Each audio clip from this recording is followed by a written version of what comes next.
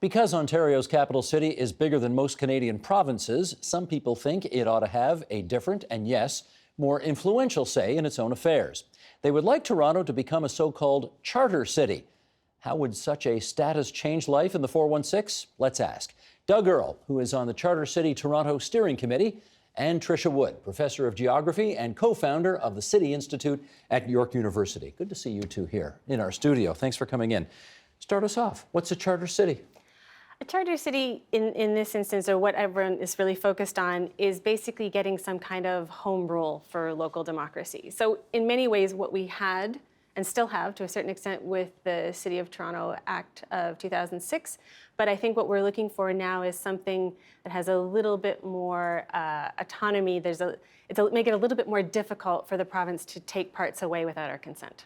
You have a kind of a cute way of describing it. Toronto is a 21st century city with 19th century handcuffs on. What does that mean? Well, it means that the arrangements in the country that were established in 1867 at Confederation, which outlined the relationship between municipalities and the province, are the same arrangements that exist today. But so much has changed because in 1867, 20% of Canadians tops lived in cities and 80% in the area around them. Now it's the reverse. 80% of Canadians live in cities like Toronto. 1 in 5 Canadians live in the Greater Toronto area, and yet because they weren't, well, at the time, it wasn't seen necessary to give cities powers, and so they didn't, and that's the arrangement that we have. But we have so many more complex things to do today, we need a new arrangement. Well, we got a new arrangement back in, what was it, 2005, you said? 2006. 2006. Yeah. Dalton McGuinty passed the City of Toronto Act, that Liberal government did, which gave Toronto more powers to do its own thing.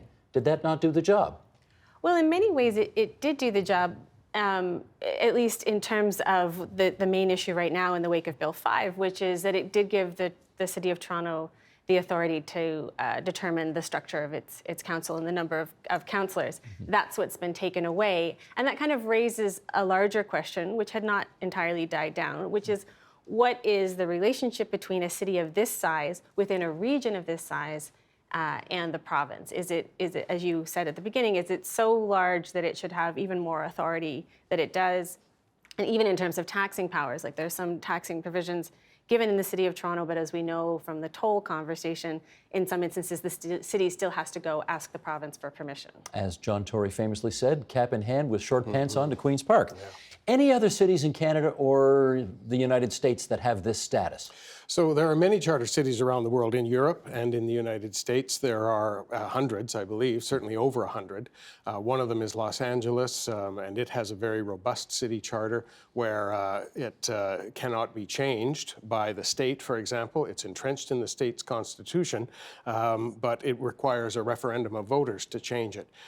In Canada, there are cities with charters, but they're not the same kind of thing in that they don't have that element of protection. So Calgary and Edmonton have recently negotiated city charters with their provincial government. It has given them some more autonomy and some more power, but at the end of the day, it's provincial legislation, and the province, if there were a provincial government with the mind to do so, could simply come in and change the whole game without asking anyone. Well, Tricia, let's get more specific about this. If you believe that Toronto needs more powers to secure its own particular destiny, be specific. What kind of powers to do what that it can't do now? Well, I think one of the main ones is stronger taxation power. We rely largely on property tax income and on development charges. And that's insufficient revenue and in some cases, insufficiently predictable revenue for the complexity of services the city wants to provide. I think another one that would be interesting is on the sort of democratic front that goes beyond just how many city councillors we have and how many citizens they represent. And that is, to what extent are citizens involved actually in the governing process, because some cities, for example, Chicago is one of them, actually have participatory budgeting where part of the charter allows that a small percentage, it's usually around 3%, is actually decided by citizens in terms of how they're going to spend that money. So there are ways in which you can also bring citizens more into the governance process, which is a renewal of local democracy. And it would be really wonderful if actually this conversation, kind of opened up into that.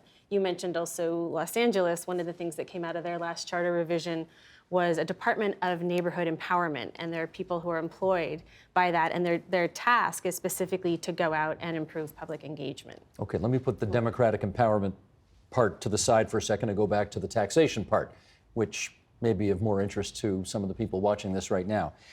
If people who live in the 416 think that a charter city status for the capital city equals higher taxes, why would they be interested in this? Well, I don't know why they should be, and we don't think it does necessarily mean higher taxes. We think it means a different way of apportioning the money that's already there. So, for example, in 2005, the City of Toronto sent more than $11 billion more to the province and the federal government than it got back in government services and programs. So that seems like an imbalance. We're not saying that Toronto shouldn't pay its share in the province. We recognize that Toronto has a duty to participate in the province and in the federal arrangements. So we don't have any problem with that. But we think that an examination of that money versus the tasks and responsibilities that the City of Toronto has might result in a different apportionment. Instead of sending money to Ontario and then having to ask for it all back, we might just keep some of that to use on things that we're already getting money back to do anyway, but we'd have more control. So this is about, I guess the way you've described it there is that instead of the province having the biggest lion's share of the ability to raise money through taxation and then transfer it off to Toronto, Toronto could do that its own way? It could be a number of things. Like if you take just income tax as an example, you know, so far we're not, I mean, we haven't solidified our proposal, so things in our mind are fluid, but we're not saying that the city should necessarily set up a big bureaucracy to collect income tax if it were able to access some of the income tax. What we're saying is maybe it's a good arrangement to have the province collect that, but it's predetermined how much of that is going to remain with the city. So we're not talking about, you know, collection procedures or anything, but say, okay, if the City of Toronto raises this many taxes and this much goes to the province and the province gives us this much back, how much of that can we just not give to the province in the first place? Okay. Tricia, is this move ultimately designed to make Toronto an 11th province? Oh, I don't think so. I mean, not necessarily. There are people who advocate for that, and there are cities who have something that's much stronger than the charter city we're talking about. Berlin, for example, Mexico City now, those are actually federal states. So there are cities that do that. My sense is, despite this, the bit of sentiment there is, you know, on the really frustrating days, that's not what people are really seeking. I think they're seeking a little less interference. I think it's particularly acute, this sense of being interfered with, because Bill 5 took effect in the middle of an election, right? Bill 5 was the one that basically shrunk city council in half. Exactly, right? So that happened, you know, mid-campaign, sort of maximum disruption. And so I think there's a sense of wanting to have a little bit more control over things so that if those changes are going to come about, they come about in a more orderly, less disruptive way. I don't think they're seeking, you know, secession. Gotcha. It's not about secession. I don't think so. And it's not about secession for Charter City Toronto, for sure. There are practical reasons for it above everything else, which is to create a province in Canada, you are going to need the approval of 7 provinces with 50% of the population. I know there are some that say maybe not, but that's the generally accepted rule, and that's almost impossible to get. So as a practical matter, it's off the table. But so you don't necessarily want Toronto to become another province, but you definitely want Toronto to be more autonomous. That's right. I mean, in my view, you know, we should try and get as close to exercising provincial responsibilities and powers as we can without crossing that line that exists in the constitutional arrangements of Toronto or of Canada that says you can't have municipalities being a third level of government. And we think there are constitutional ways to get as close to that as we possibly can without crossing that line. Doug, was there a moment in history where the relationship, because, you know, again, going back to my own childhood here, the relationship between Queen's Park and City Hall, you know, was pretty collaborative for quite a long time. You know, of course, hiccups here and there, but for the most part, it seemed to work relatively well. When did it go off the rails, in your view? Well, you know, I don't know. I guess in my own calculation, it might be sometime around the amalgamation. in the late 1990s Mega under the city. Harris government, mega city, and the destruction of what was a local level of government that could look after local affairs. You might have a different marker in time. Yeah, I mean, I think I have a different take on that. There are moments where it's calmer, but in fact, the history of cities, particularly in Ontario, but elsewhere in Canada as well, it is one that emerges from the province really not wanting to give the city any kind of authority. In the earliest days, there was a real fear of local democracy. This is even before Confederation. There were times where town assemblies were banned because they were afraid that they would, invent local democracy. And so there's been a very slow letting go of any kind of power and authority to cities. So there are definitely better and worse moments, and I do think the megacity is its own marker.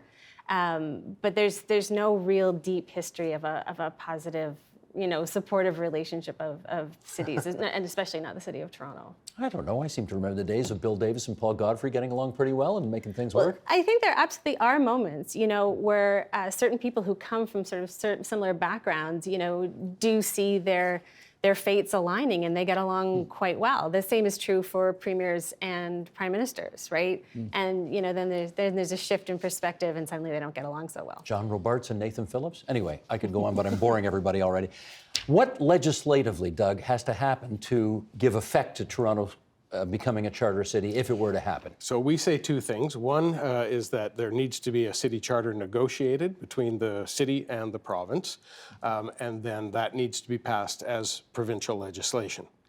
But there's the protection element. How do you then protect that from unilateral change by the province? We're suggesting a constitutional amendment, a single province constitutional amendment under Section 43 of the Constitution, which is easy-ish to get. You need only the approval of the provincial government and the federal government, and the Senate has a role to play as well. But it's not subject to the general amending formula of the Constitution, 7 provinces, 50% of the population. So it'd be a city charter to define the relationship between the city and the province, and then a constitutional amendment to protect that from unilateral interference. Can I be a little black rain cloud? Please. With apologies. I was thinking of your reference to California in particular. Putting something in the provincial constitution or the state constitution actually doesn't make it fireproof in the way. There's no way to do that. It's not fireproof, that's right. And there's really no way to do that. We were talking earlier about how the city of Chicago, for example, had a city charter starting in the 1830s. And then in 1870, the state of Illinois wrote a new state constitution, and they took Chicago's special charter city status away. And for 100 years, it didn't have it. They had this generic legislation that applied to all cities and towns and villages. And it was only in 1970 they were able to renegotiate. And there was lots of fighting in the century in between. But, and the state of California could technically do the same thing. It still comes back to, some kind of political consensus on what that relationship's going to be. And in most parts of the world, we're sort of trending towards giving cities and their regions more, right? Okay. More and more authority. So you've now raised the next area of complication. We're moving a little bit more slowly and right now in the other direction, and that's actually unusual. So yeah. Doug, tell me, is this a 416 project? Because some people, when you say Toronto, think of the Greater Toronto Area, which includes the 905. What is this that you're working on? Well, that's to be determined, but our idea is that we live in Toronto, so we're starting in Toronto. 416 only. 416, well, but we think that as the idea develops and people see what it is, it may very well be that other municipalities in the province would want to adopt something similar, and we would very much support that. And in fact, the question is very serious about what would this do to the relations between cities and the balance between cities in the GTA if Toronto had a lot of powers and the other ones didn't. Is there a need to have charter cities across the GTA who then sit around a council and determine GTA matters? Because it is one contiguous, very powerful economic unit, and there needs to be a great deal of coordination. So exactly how that fits in is to be determined over the course of time, but we think that starting in Toronto with a city charter here, people will see what that means, and it may very well not just be attractive to them, but also across the country. Tricia, it seems to me the biggest fly in the ointment right now is not just the man who is the current Premier of Ontario, but who also sees himself in some respects as the super mayor of Toronto. Doug Ford is not going to let you do this. So is there any point in doing this? Well, it depends on what this is. I mean, Give Toronto charter city status. In terms of your group, for example, you're starting a conversation that's longer than 5 minutes. I'm involved in another project out of the City Institute that's trying to have a larger conversation about local democracy as well. Those are valuable conversations to have. You know, they improve public engagement, civic engagement. So in and of themselves, they're good. But also, again, returning to the example of Chicago, the pressure that continued to build over that century came from Chicagoans themselves, who kept organizing their own charter commissions, putting proposals to the state, who edited them and sent them back. But still, they kept up their own pressure. So and eventually it got there. We may never persuade this premier. I don't know. But a change in government. This is a long time scale kind of conversation. So even if we can't have it this year or in 6 months, the conversation's worth it in its own right. And I think looking to the future, it's worth beginning. Well, the charter hasn't been written yet, right? No, you still got to write the charter. I mean, if we started this conversation after the next election, then it's very likely that we would not be able to complete that conversation and the task before the next election. And so what we're saying is, let's start now. Let's have that conversation. Let's get the ball rolling. When the political winds in the province are a little more favorable to what we're talking about, we'll be ready with something. So can you sort of map out how long you think the journey of actually crafting a charter that would be ready to go to some future provincial government will take? Well, it depends on the form of the final charter. If you decide that what needs to be worked out now is a series of principles that would guide the formal discussions of the writing of a charter, which ultimately has to be done between the city government and the provincial government, hopefully with a lot of public input.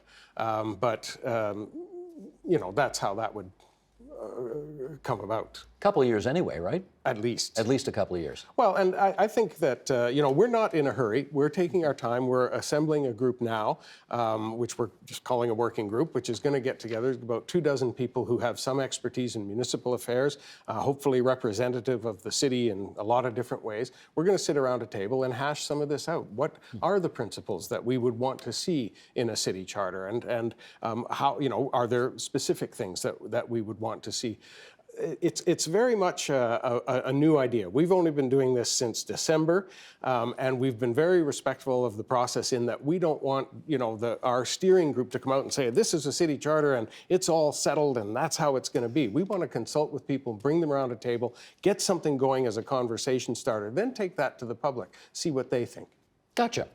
That's Doug Earle alongside Tricia Wood, he of the steering committee from Charter City Toronto, she from York University. And we thank you both for coming into TVO and sharing your views about this tonight. Thanks, Steve. Thanks, Steve. The Agenda with Steve Paikin is brought to you by the Chartered Professional Accountants of Ontario, helping businesses stay on the right side of change with strategic thinking, insightful decisions, and business leadership. Are you on the right side of change? Ask an Ontario CPA.